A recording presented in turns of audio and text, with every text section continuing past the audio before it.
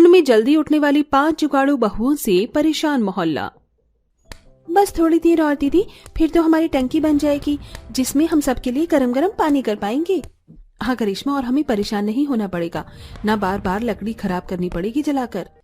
हाँ दीदी, आखिर हम सब की मेहनत रंग लाई। हमने अपने पूरे परिवार के लिए एक साथ पानी गर्म कर सकते हैं अब। अरे ये क्या खिटपिट शुरू कर दी है तुम लोगों ने। सुबह के 5 बजे के बाद से तुम 5 जुगाड़ू बहू शोर करने लगती हो। पागल हो गई हो क्या? हमें चैन से सोने नहीं दोगी? ठंड का समय है, सब चैन से सो रहे होते हैं। हमारे पति देर रात काम करके घर में ठीक से सो नहीं सकते क्या? ये बताओ तुम। अरे आप लोग ऐसे क्यों कह रहे हो? हम तो अपने घर में कर रहे हैं ना, जो भी कर रहे हैं। और ये सब हम जानबूझकर तो नहीं कर रहे। जानबूझकर नहीं कर रहे हो तो क्या कर रहे हो? देखो ये सुबह सुबह का शोर शराबा बंद कर दो, वरना हमें एक्शन लेना होगा कि ये सब तुम्हारा रोज रोज का हो गया है। आखिर ऐसा भी 5 बहू ने क्या कर दिया था जो उनके पड़ोसी सुबह सुबह आकर उनसे ये सब कह रहे थे और परेशान हो रहे हैं? आइए जानने के लिए कहानी में कुछ समय पीछे चलते हैं, जहां गायत्री देवी अपने 5 बेटों की शादी गांव की 5 बहनों से करवा देती है। 5 बहुओं का गृह प्रवेश होता है। आओ आओ आओ मेरी 5 बहू, आ जाओ। सबको शादी की थकान होगी ना, जाओ तुम सब आराम कर लो, वैसे भी बहुत ठंड हो रही है। ठीक है माँ जी, लेकिन आपको कुछ खाने पीने के लिए चाहिए तो आप हमें बता दीजिए, हम बना कर ले आते हैं। देख रहे हैं ना जी, कैसे हमारी बहू आते ही हमारी सेवा पानी करने को तैयार है। इसलिए तो मैंने गांव से इन 5 को अपने बेटों के लिए चुना है। हाँ भाग्यवान। 5 बहू बेटे अपने अपने कमरे में आराम करने चले जाते हैं।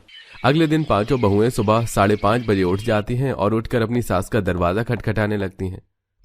माँ जी, माँ उठ जाइए, सुबह हो गई है। हमें पहली रसोई में क्या बनाना है बता दीजिए। हाँ माँ जी, दरवाजा खोलिए ना, बताइए क्या बनाना है हमें खाने में, तभी तो हम बना पाएंगे। माँ जी दरवाजा खोल दीजिए। अरे ठंड में सुबह सुबह बहू कैसे इतनी जल्दी उठ गई, जरा देखो गायत्री। अरे इतनी ठंड में ये बहू सुबह सुबह क्या कर रही है, देखती हूँ मैं। तभी सास दरवाजा खोलकर, हाँ बहू, क्या हुआ? तुम 5 सुबह सुबह इतनी जल्दी कैसे उठ गई? माँ जी, हमें अपनी पहली रसोई में क्या बनाना है बता दीजिए, हमें जल्दी उठने की आदत है ना। हम तो गांव में भी 5 बहनें जल्दी उठ जाया करती थी। अरे तुम 5 को शादी की थकान नहीं है क्या? और तो और ठंड हो रही है, थोड़ा आराम कर लेती। मैं वैसी सास नहीं हूँ जैसी सुबह सुबह बहू को डंडा कर देती है और सुबह 5 बजे उठाकर खाना पीना बनवाती है। जाओ आराम करो। अरे माँ जी बता दीजिए ना क्या खाना बनाना है, 6 बजने वाले हैं। ठीक है, मटर पनीर, पूरी, चाप, रायता, गाजर का हलवा और जो भी तुम्हें बनाना आता है वो सब बना दो, 5-6 आइटम। ठीक है माँ जी, आपने हमें इतना बता दिया उसके लिए शुक्रिया। अब आप जाकर सो जाइए। अब सोकर क्या करूंगी, मेरी नींद उड़ा दी तुम लोगों ने। ये सुनकर 5 बहू चली जाती हैं और घर की सफाई करने के बाद ठंड में रसोई में खाना बनाने लगती हैं। एक बहू सब्जी काटती है, दूसरी मटर छीलती है और दोनों बाकी की हलवा बनाने की तैयारी करती हैं। जल्दी जल्दी सब काम कर लो, फिर खाना भी परोसना है। अरे बस हो ही गया। 5 बहू अपने हाथ का खाना खिलाने के लिए 7:30 बजे ही सास ससुर के पास पहुंच जाती हैं। माँ जी, पापा जी, हमने खाना तैयार कर लिया है, आप जल्दी से खाना खाने के लिए आ जाइए, वरना खाना ठंडा हो जाएगा। अरे बहू, इतनी जल्दी खाना बनाने की क्या जरूरत थी? अभी तो 8 भी नहीं बजे और हम सोकर उठे हैं, अभी नहाना बाकी है। तुम इतनी जल्दी जल्दी सुबह उठकर ये सब क्यों कर रही हो बहू? हमारी भी नींद तोड़ती। चलो ठीक है, आते हैं हम। फिर सास ससुर नहाकर 5 बहू के हाथ का खाना खाने के लिए आ जाते हैं और खाना खाकर खूब तारीफ करते हैं और 5 को नेक देते हैं। थैंक यू माँ जी, पापा जी। पूरे दिन का काम खत्म करके 5 बहू सो जाती हैं। अगली सुबह फिर जल्दी उठ जाती हैं और ऐसे ही सास ससुर को भी जल्दी उठाकर खाना बनाकर खिला देती हैं। और यही तीसरे दिन भी होता है, लेकिन तब ठंड में वो खाना नहीं बना पाती, सिलेंडर खत्म हो जाता है। दीदी अब क्या करें, सिलेंडर खत्म हो गया और खाना बनाना तो जरूरी है।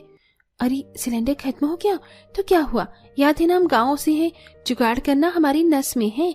चलो चूल्हा बनाए। सोनाली, करिश्मा, शिप्रा, अरे रसोई से मसाले और सब्जी उठाकर ले आओ। दीदी मैं ले आई, शिप्रा जल्दी आना बाहर। 2 बहू जल्दी जल्दी चूल्हा बनाना शुरू करती हैं। जितनी देर में चूल्हा सूखता है उतनी देर में 5 बहू खाना बनाने की तैयारी कर लेती हैं। ओहो, खाना बनाने के लिए चूल्हा तैयार कर लिया, लेकिन लकड़ी तो हमारे पास है ही नहीं। हमें लकड़ी काटनी होगी, लेकिन आसपास कोई पेड़ ही नहीं है। अरे वो है तो सही, गली में जाओ, थोड़ी सी लकड़ी वहीं से ले आओ। मैं भी चलती हूँ दीदी। दोनों बहू गली के बाहर के पेड़ को ही काटने लगते हैं, जिससे शोर होने पर मोहल्ले वाले और ज्यादा परेशान हो जाते हैं। वहीं रसोई से बार बार आवाज लगाकर सामान मंगवाने में भी पड़ोसी परेशान हो जाते हैं। अरे ये कौन है जो सुबह सुबह इतनी आवाज लगा रहा है? नाक में दम कर दिया, कितनी खटपट कर रहे हैं। अरे हाँ, मुझे भी बहुत आवाज आ रही है, सोने भी नहीं देते। वैसे ही रात को काम करके थक के आता हूँ, अब ये आवाज आई जा रही है। जरा कौन है देख कर आती हूँ, नींद तो हराम हो ही गई है। ये कहकर उषा बाहर ग्रिल पर जाकर देखती है तो पांचों बहू खाना बनाती हुई दिखाई देती हैं। ओहो, ये तो गायत्री आंटी की पांचों बहू हैं, सुबह सुबह बाहर खाना बना रही हैं।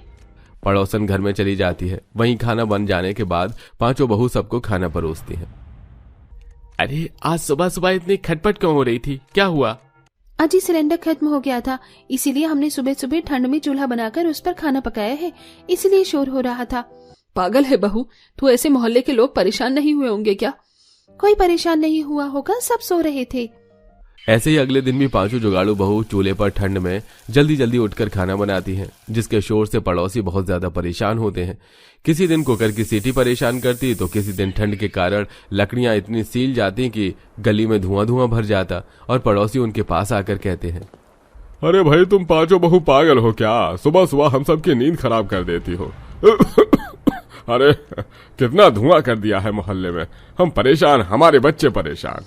और क्या, ऐसे कौन काम करता है? कभी कुकर की सीटी बजती है, कभी खटपट।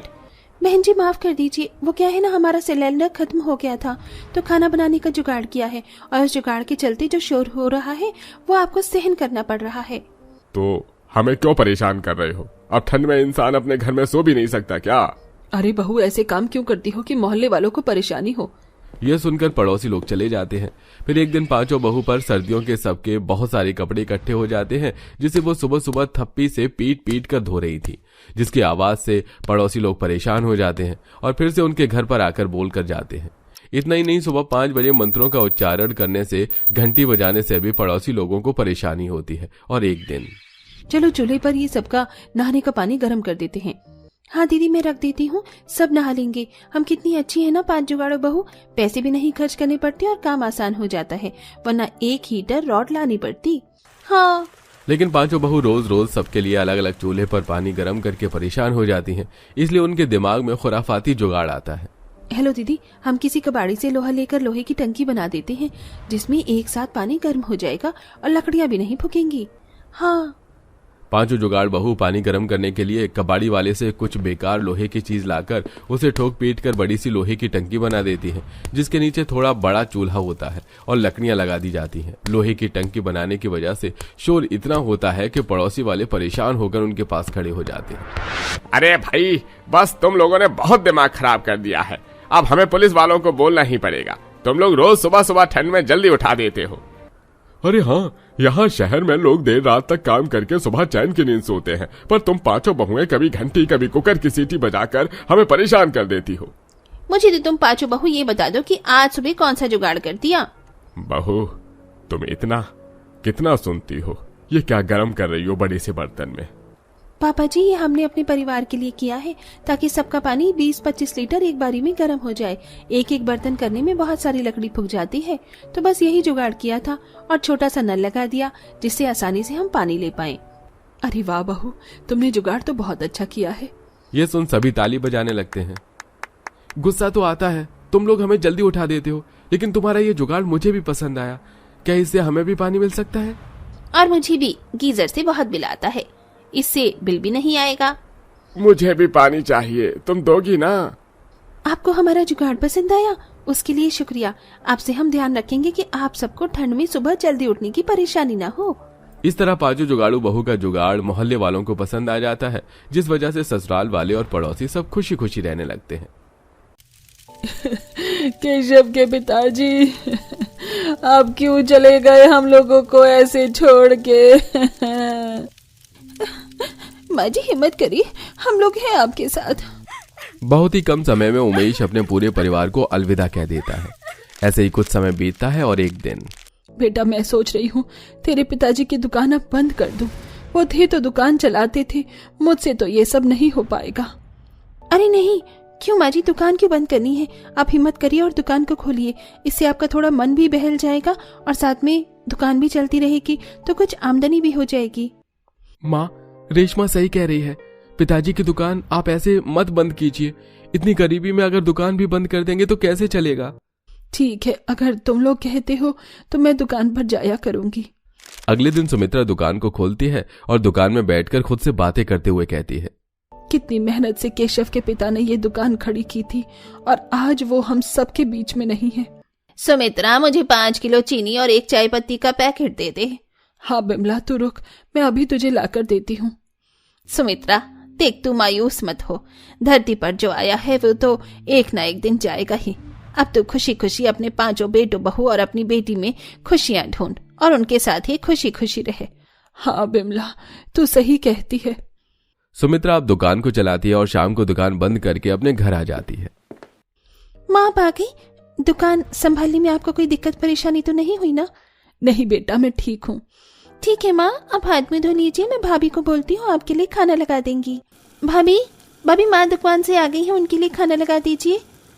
ठीक है सिया, तुम जाओ, हम अभी माँ का खाना लेकर आते हैं। कुछ देर बाद 5 बहू मिलकर अपनी सास का खाना लेकर आती हैं। वैसे माँ जी, बुरा मत मानिएगा, लेकिन आपने बताया नहीं कि दुकान में कितने रुपए की कमाई हुई आज। हाँ माँ जी, बताइए ना, कितनी आमदनी हुई आपको। भाभी, आपका क्या मतलब बनता है दुकान में कितने रुपए की कमाई हुई या नहीं हुई ये पूछने का? आज तक माँ ने पिता से ये सारी चीज नहीं पूछी और आप माँ से पूछ रही हो। अरे रे सिया, बड़ा क्यों रही हो? ससुर जी की बात अलग थी, लेकिन मैं अपनी सास से तो पूछ ही सकती हूँ ना। अरे सिया बेटी, तू चुप हो जा। और बहू, दुकान में ज्यादा बोनी नहीं हुई, सुबह से 200 से 400 की ही बोनी हो पाई होगी। कुछ देर बाद सुमित्रा खाना खाकर आराम करने चली जाती है। 5 बहू भी अपने अपने कमरे में जाकर आराम करती हैं। कुछ दिन बाद, तुम दोनों बहन बस कमरे में बैठकर दिन भर पढ़ाई करती रहती हो और हम 5 के 5 दिन भर घर का सारा काम करते हैं। सुबह माँ जी दुकान चली जाती हैं और तुम दोनों रोज अपनी कॉपी किताब लेकर बैठ जाती हो। बची हम 5, हमें पूरा घर अकेले ही संभालना पड़ता है। भाभी, लेकिन कुछ दिनों बाद हमारी एग्जाम है, इसीलिए हम लोग पढ़ाई कर रहे हैं। कोई जरूरत नहीं है, बहुत पढ़ाई कर ली। चलो अब आकर किचन में हमारे साथ काम करवाओ। 5 भाभियों ने मिलकर रिया और सिया को पढ़ाई से उठाकर घर के कामों में लगा दिया। पिताजी होती तो आज हमें अपने एग्जाम की तैयारी करने को बोलते, और भाभी तो घर का काम करवा रही है। ससुर के जाने के कुछ दिन बाद से ही 5 बहू मिलकर अपनी नंद और सास को ऐसे ही परेशान करने लगी थी। अगले दिन सुबह, बहू, मेरा दोपहर का खाना दे दे, मैं दुकान जा रही हूँ। माँ जी, हमने तो खाना बनाया ही नहीं। सॉरी। वैसे माँ जी, आप पूरे दिन दुकान में ही तो रहती हो, तो वहीं से कुछ खरीद के खा लिया करो। इतनी आमदनी तो हो ही जाती है ना दुकान पर। ठीक है बहू, कोई बात नहीं, मैं वहीं कुछ खा लूंगी।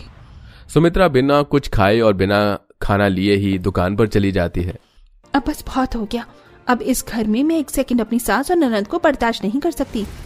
हम लोग एक काम करते हैं, आज ही अपने पतियों को बोलते हैं कि वो अपनी माँ और बहनों को घर से बाहर कर दें, नहीं तो हम लोग घर छोड़कर चले जाएंगे।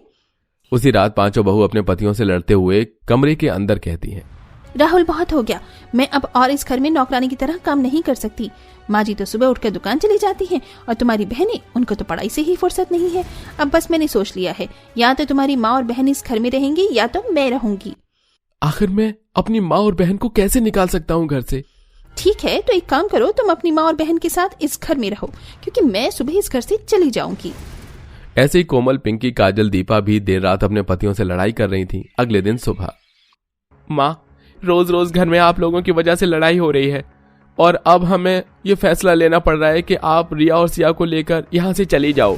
भैया, ये कैसी बातें कर रहे हो आप माँ से ऐसे? शर्म नहीं आ रही कि आपको ऐसे बोलते हुए? इस उम्र में माँ कहाँ जाएंगी? चुप हो जा बेटी, अब एक और शब्द मत निकाल इन लोगों के आगे। बस इतना कहूंगी कि बेटे होने का बहुत अच्छा कर्तव्य निभाया तुम 5 ने। वो तो शुक्र है मेरे पति का, जो वो एक छोटी सी दुकान छोड़ गए। ठीक है, हम लोगों की वजह से तुम्हें दिक्कत हो रही है, तो हम अभी इसी वक्त यहाँ से चले जाते हैं। सुमित्रा अपने आप अपनी बेटियों को लेकर दुकान चली जाती है। अब जाकर मेरे कलेजे में ठंडक आई। पता नहीं कब से छाती पर मूंग दल रही थी ये बुढ़िया और इसकी दोनों बेटी। ये देखो माँ, हमारा मिट्टी का मजबूत चूल्हा बनकर तैयार हो गया है। अच्छा हुआ तेरे पिता यहाँ पर नहीं है, वरना तो आज वो ये दिन देखकर ही मर जाते। माँ, ये कैसी बातें कर रही हो आप? छोड़ो, भूल जाओ सबको। कोई बात नहीं, आज से हम लोग यहीं रहेंगे अपने पापा की दुकान में। सुमित्रा अब दोनों अपनी बेटियों के साथ छोटी सी दुकान में रहने लगती है। ऐसे ही कुछ समय गुजरता है और एक दिन जब से सास और ननद गई हैं, तब से इस पूरे घर में हम लोगों का राज चल रहा है। क्यों, सही कहा ना पिंकी, बहुत मुश्किल से उन लोगों से आजादी मिली है। अब तो राज करने के दिन है, राज करेंगे। अपनी सास और नंद को जबरन पांचों बहू घर से बाहर निकालने के बाद घर में ऐश कर रही थी। तभी एक शाम क्या हुआ आप लोगों को? किस बात से आप लोग इतने परेशान हो रहे हैं? कुछ बताइए भी। वो पिंकी, हम पांचों ने तुम सबसे छुपाकर बैंक से लोन लिया था खुद का काम शुरू करने के लिए, लेकिन काम पूरी तरह से फ्लॉप हो गया और लोन के पैसे चुकाने के लिए हमारे पास फूटी कौड़ी भी नहीं है। इसलिए अब बैंक वाले आके हमारा घर सील करके चले जाएंगे। क्या? ये क्या कह रहे हो? अब हम लोग कहाँ जाएंगे, कहाँ रहेंगे? सभी लोग घर में ऐसी बातें कर ही रहे होते हैं कि तभी बैंक वाले घर पर आकर छापा मार देते हैं। अभी क्या अभी ये घर खाली करो, नहीं तो जबरन हमें ये घर खाली करवाना पड़ेगा और सारा सामान निकाल कर घर से बाहर फेंकना पड़ेगा। अब कुछ ही देर में बैंक वाले पूरा घर सील करके चले जाते हैं। अब हम लोग कहाँ जाएंगे? हमारे पास तो कोई चारा ही नहीं बचा है।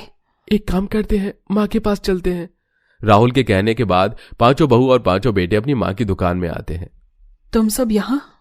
हाँ माँ। केशव अब अपनी माँ को घर का सारा हाल बताता है और पांच भाई माफी मांगते हुए कहते हैं, माँ हमें माफ कर दो, हमसे बहुत बड़ी गलती हो गई। माँ जी, हमसे गलती हो गई। अपने दोनों कान पकड़ के आपसे माफी मांगते हैं, हमें माफ कर दीजिए। कोई बात नहीं मेरे बच्चों, और वैसे भी सुबह का भूला अगर शाम को घर आ जाए तो उसे माफ कर देना चाहिए। आओ तुम सब दुकान के अंदर आ जाओ। सुमित्रा अपनी पांच बहू को माफ कर देती है और अब पांच बहू का ससुराल दुकान में हो जाता है और वो खुशी खुशी दुकान में अपने ससुराल वालों के साथ रहने लगती है।